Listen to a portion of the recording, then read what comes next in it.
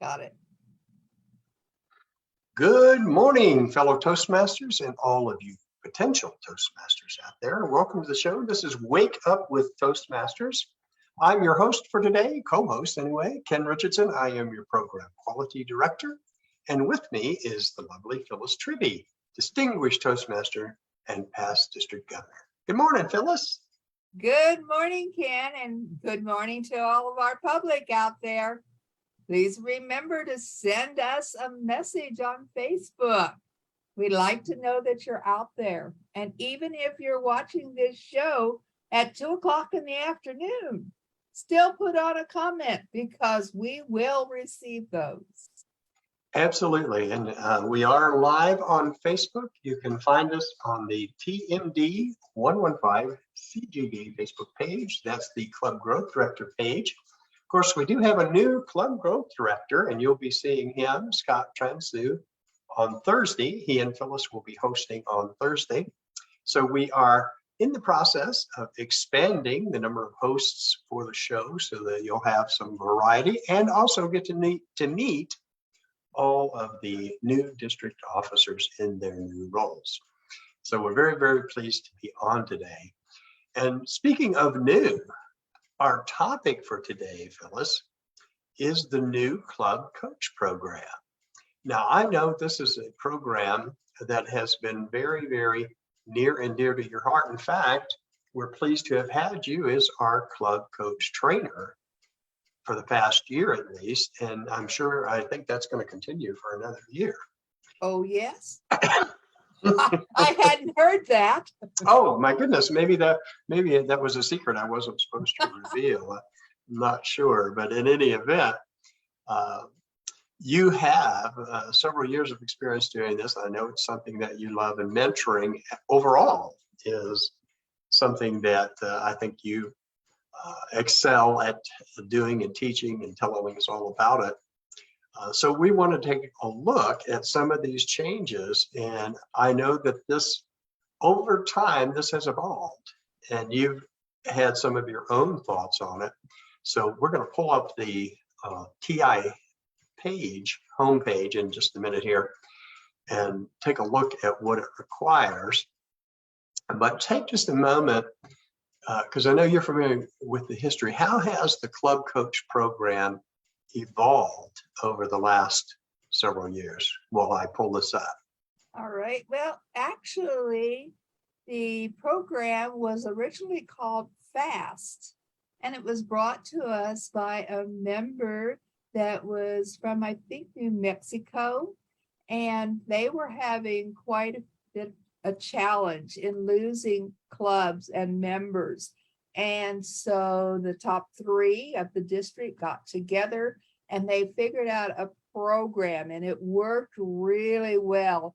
And I think maybe they were probably down to second to the last in the district, and they come booming back after installing this program. So he brought that with him when he came to become a member in Las Vegas, and started talking to the people in charge here. And from there, it went to our District 33 and on up to Toastmasters International, who kind of revamped it and called it coaching. So it's been around a while. It's made some changes. The Toastmasters International liked the program, thought it would work, and then they figured out how to make it part of the international program and how to get credit for being a club coach in the international program. So on your way to being a distinguished Toastmaster, coaching is listed as one of the items or electives that you can do to get your points to become a distinguished Toastmaster. Well, I think that's true for, let me see, it's coaching, mentoring a new club, and sponsoring a new club. You also can get credit that way as well. But I like the Club Coach Program. What I like about it is that it takes the experienced Toastmaster and it makes good use of that experience right, in helping a new club not a new club necessarily, but an existing club that has perhaps had some issues over the past several months or years, and their membership has declined significantly. So what we'll do is take a look at this. This is the, as you can see up on our screen, I have the club coach page, TI, and this gives the new eligibility and talks about requirements for club coaches and for clubs. The only thing I wasn't able to do, Phyllis, the new they have a training video, I believe it is, in Basecamp, but I could not find it. So I'm not quite sure where that is yet. I was going to show everyone what that is, but I'm going to find out what happened to it because I thought it was there. Have you seen any of that? Well, I think you'll note that every time you go into TI, they are saying that there is interruption in service. So it's possible that they're working at getting it into pathways and have not been able to reach that yet. Maybe it's just not coordinating, from one program to the next. They can't get it to mix, but that could be why you can't bring it up. That's probably so. I know we've tried things like, getting some name badges and stuff through TI. You can't go if you go to the shop option on the menu, what pops up is sorry, it's unavailable, under construction or something like that. So exactly. So there is interruption. You can't get everything you need. I did put in a new member, so if anybody has new members, that works. Good. Yeah, I've had the pleasure of doing that as well for my club. Well, let's take a moment here and look at some of the things. We know that the purpose of the club coach program is to restore club quality, to rebuild the club and get the membership back up to reasonable limits. Hopefully 20. If you can get it to 20, a club back up to 20, that's charter strength. That's what we would all strive to do. But some of the ways that the club coach does that is working with the members, reinstilling that enthusiasm and camaraderie and fellowship within the structure. And then the other thing that I think is very, very important is making sure that the club is following best practices. And it's sort of been my observation that being online, while I like Zoom, I like having online meetings, it's very, very convenient. But I've noticed that there are some things that kind of slip through the cracks. We don't pay as much attention to them. Things like making sure we do proper installation of new members. We make sure they get an orientation program.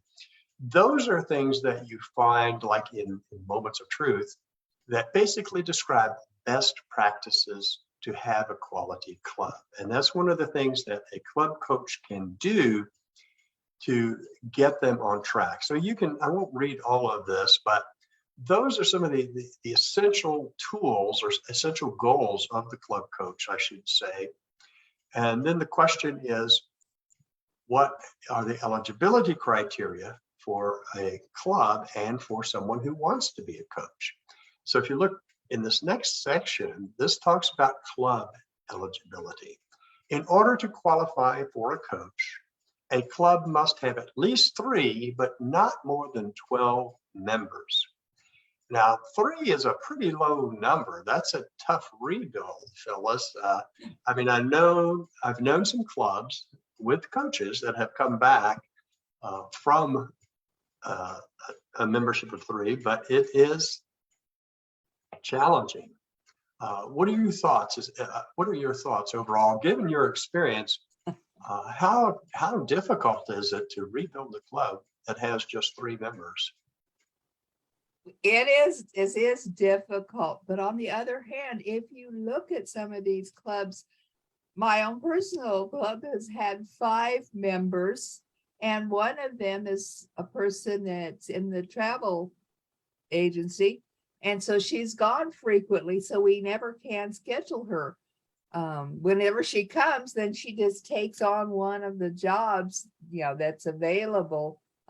People give up their roles for her. So you might basically say that we've been operating during COVID, or well, at least for the last year, with only 4 members. And yes, you can come back. It's holding on steady, keeping the enthusiasm going, and people will come. And as I say, yesterday we had 5 visitors and 3 of them joined. So it's just like Wow. all of a sudden things turn over, but you cannot give up. Exactly. You got to keep that smile on your face and do the protocol and keep inviting guests, because it can change. Now, Absolutely. can everybody be successful?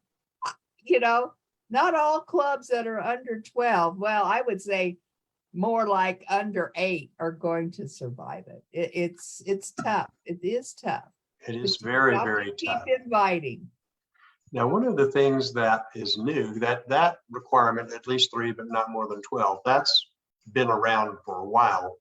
But the next note here is you must have at least one club officer who has completed the club coach training module. And this is a club officer, so you would expect also the club coach themselves. As I mentioned, I couldn't find it yet in Basecamp, but this requires a club officer to invest the time to take a look at that club training module, so they have an idea of what to expect and what the club coach is to do.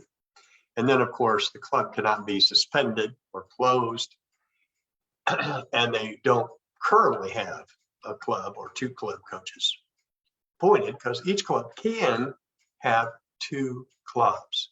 So that's on the club side. Do you see anything there that jumps out at you, Phyllis, that we should, that maybe you think needs to be added to or changed in some way? Well, the one club officer who has completed club coach program training. I don't know how you can prove that, but on the other hand, it sounds like a good idea. But like you say, it has to be available. And I don't know, to tell people that they can't have help if they've not done this module doesn't sound fair to me. I think that if a club asks for help and we've got it available, it should be given. Yeah, I'm not sure. Of course, I have to confess, if you go back and read the board minutes from last year or the year before, you'll find a lot of the information that led to how they structured this. So I'm not sure what the reasoning was. I can guess that they wanted to make sure there was an awareness on the part of the club, or at least one officer, in terms of getting buy-in for what they were doing. So, well, you can't rely on the club coach to do it all. And maybe that is that it is a blending of the 2. They work together. The club members have to want to be successful. And I know that sounds strange, but they do. They have to be willing to try out some of the suggestions, and they should be suggestions. They're not commands, they're suggestions that the club coach may give. You do see a lot of the members themselves may be burned out, and they're not as receptive to suggestions, so they may be sort of stuck in their ways. Well, let's take a moment here to look at the qualifications for prospective coaches. So you got to be a paid member in good standing, and you can't be a member of the club you're proposing to coach. In fact, that extends at least to the past 6 months. Maybe before then you could have been a member, but if you were a current member of that club, you can't coach that club. Or if you've been a member of that club within 6 months. You have to have been a Toastmaster for at least a year. And it's going to take more than that, because if you look at this, then you have to have served as a club officer, or either, and it doesn't specify which office, just an officer for 12-month period, whether that's an annual election cycle or twice a year. Then you also have to have completed at least a level 2, up to a level 2 in one path. Or if you were with the legacy program, hold the advanced communicator bronze or advanced leader bronze designation.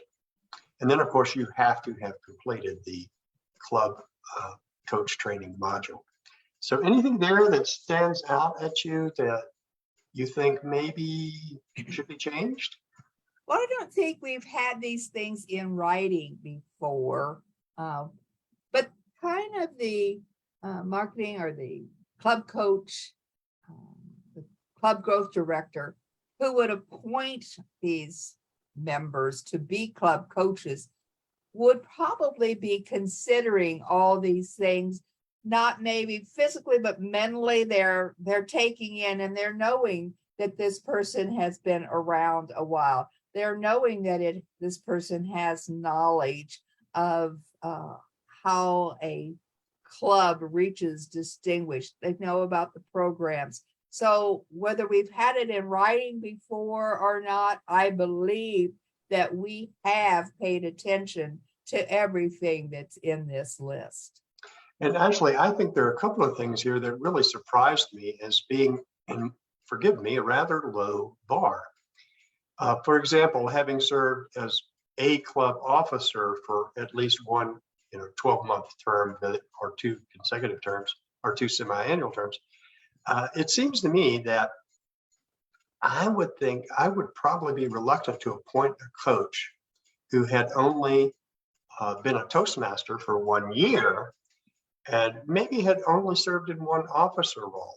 Because if you're that new, I'm not sure you really have that experience level that I would be looking for in a club coach. I think it should be a little bit more rigorous than that, at least a couple of years, and it may be a stretch to require that they have served at least as a VPE, Vice President of Education. But that, to me, that's certainly something I would look at when I was club growth director last year and taking a look at appointing coaches. I think that's kind of important because it does give you some insight into pathways. It gives you some insight into the mechanics.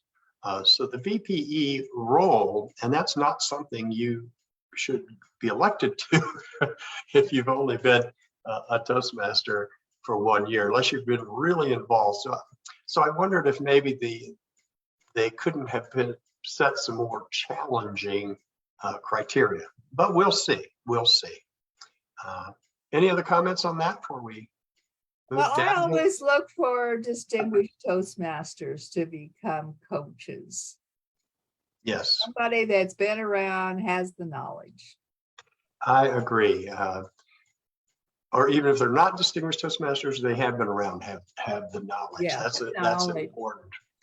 Now here are the steps for achievement. So I like this page. Those of you who are looking to find this page, just go in. It's under Club Officer Tools and Club Coach, or you can just search Club Coach Training Program. And here you find we've looked at the criteria for the club. We've looked at the criteria for the coach. And here, this is the steps that are necessary for achievement. So some of these have changed a bit. Now the 6-month requirement served at least 6 months, but it's still the same here. You can see down here, the appointment can be extended for up to 2 program years. So a minimum of 6 months, but up to 2 years. And I think that's reasonable because rebuilding a club can be a very, very challenging task. I mean, sometimes, the stars align and everything falls into place, but more often than not, particularly in the post-COVID world, and we're not even post-COVID. We still have COVID. We've just learned to live with a little bit easier. But I think it's much more challenging. But at least 6 months, up to 2 years. They cannot join the club during their appointment. I guess now I think that's different, wasn't it? You could join the club. Was my feeling that you never could be a member of the club until they became distinguished. But I noticed that immediately after getting appointments, that currently the coaches are joining the clubs. And I don't feel that that is the way to go. And I really approve of this particular goal or line or reason or rule, whatever we want to call it, because it's maybe a little hard. I see your point. You want to be an outsider. You don't want to be part of the governing body. Exactly. You want to have that objectivity. Yes. This is a new section here. There are now various reports that are required, like a club coach preliminary report. That's required within 30 days of appointment. That's a preliminary report on your analysis as the club coach of the status of the club. Then every 60 days, the club coach gives a progress report.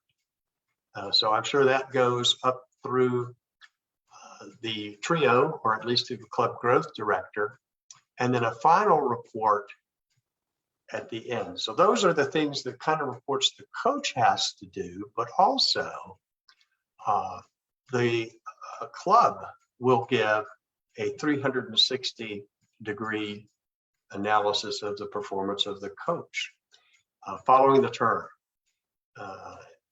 So that is something that has to be done. And they kept that part where you can get additional credit if the club reaches 20 or more. So the goal is to get the club back into a good standing.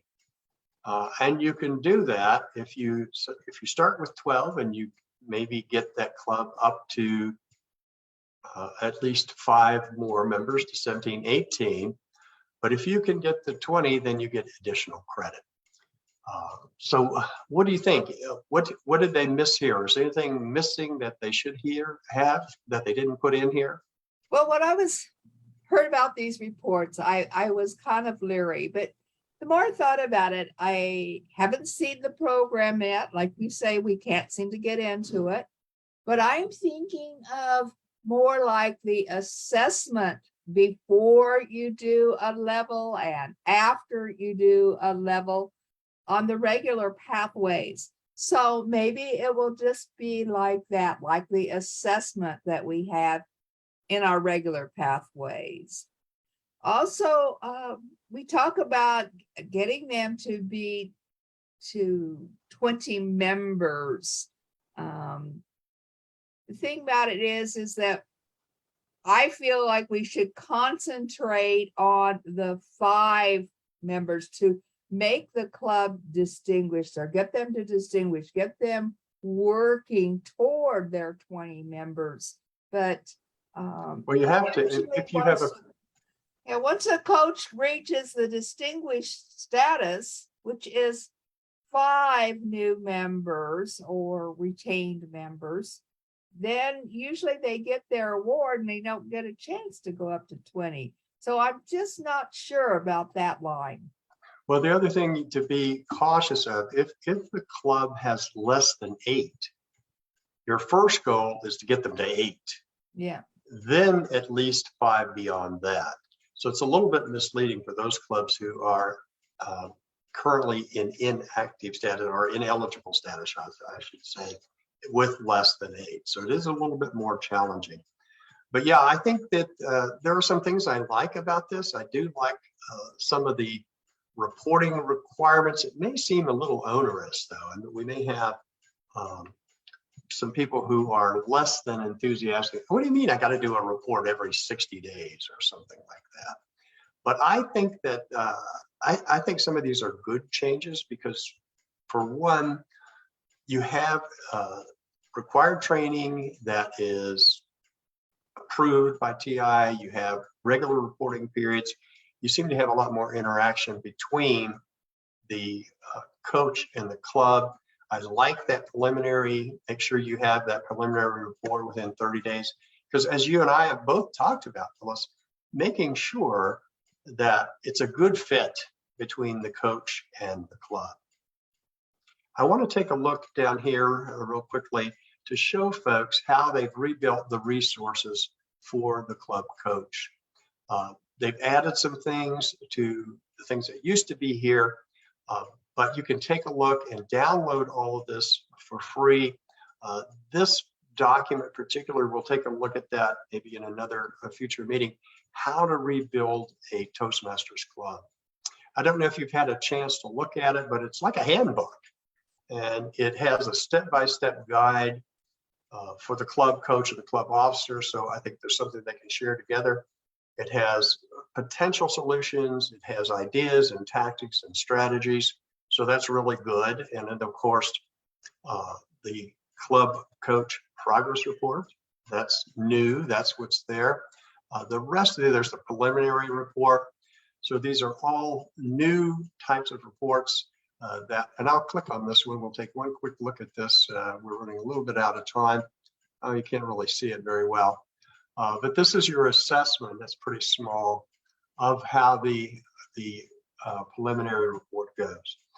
So I think there's a lot happening in terms of the club coaching program. New requirements, but new tools as well to get them going.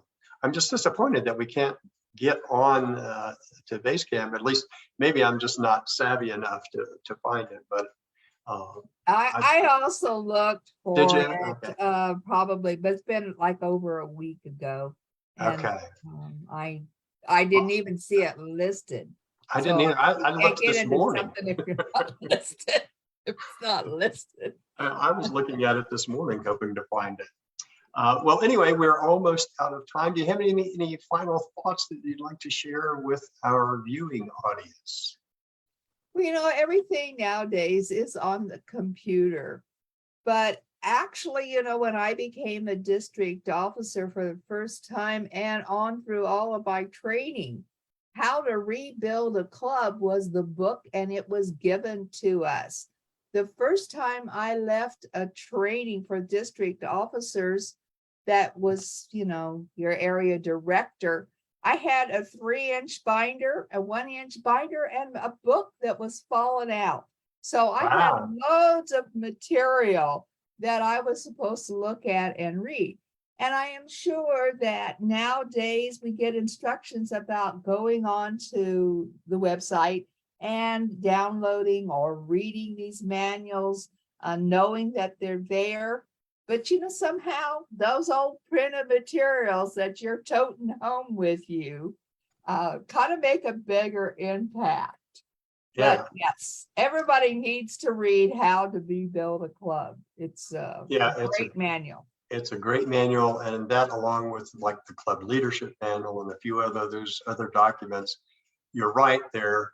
You can download them and print them out, but you're going to spend a lot of printing because they're pretty hefty manuals. I do want to share, there are a couple of comments. We have Nadia with us today. It's so good to have her and a few folks here. But I want to share with you her thoughts on this. She said it's already difficult to get people to be a club coach. Exactly. She likes some of the changes, but overall, she thinks these new requirements may further discourage people from signing up, but only time will tell. She also gives kudos to Phyllis. I don't know why she does this, but she says Phyllis is excellent at training club coaches. I enjoyed her training, and I'm glad I had a successful coaching year. What do you think about that? Is it going to be more difficult, do you think, to recruit club coaches? Well, I'm going to tell you right up front, it is difficult. And the reason it is difficult is because you can spend every week going to this club, giving them ideas. But as I say, as my own personal club, we did not gain those members to get us to be even 8. in a year and a half. We're just now getting there. So you could spend your time and not get any credit. Whereas if you're a club sponsor or a club mentor, the club mentor gives 6 months and then they get their points. So you're guaranteed, if you put in your time and the president signs your paperwork, you've got your points. If you're a club sponsor and your name is on that sponsorship, you got it. But as a club coach, you work a lot harder. So that's why I'm always looking for DTMs, distinguished Toastmasters, people dedicated to mentoring to help out and be club coaches. Makes a lot of sense. And I've got to applaud all of our coaches because they've tried. And I think that you're right. It's, I think of it as sort of the, again, the post-COVID syndrome that we're emerging from, but we still have a ways to go because it was a very challenging year last year. Well, we are out of time. We're a little bit over, but I want to remind everyone that Wake Up with Toastmasters is on every day at 6 a.m. on this Facebook page. And we have an array of lovely hosts. Our district director, Gene Williams, is the host on Mondays and Fridays. On Tuesdays, it's Phyllis and I. Phyllis is back on Thursdays with Scott Transu, our club growth director. And on Wednesdays, we have the lovely Jennifer Smith, who is Division D director this year, but a past PRN. So please join us. If you have any questions or comments, then let us know. We'd be happy to have you on as a guest. So join us every day at 6 a.m. here on this Facebook page. Upcoming events, we do have this Saturday, district officer training. So if you have any questions about that, please let me know. Thank you for joining us, and we will see you, Phyllis and I will see you next week. But of course, please be here tomorrow to enjoy the show with Jennifer. Bye, everyone. Thank you.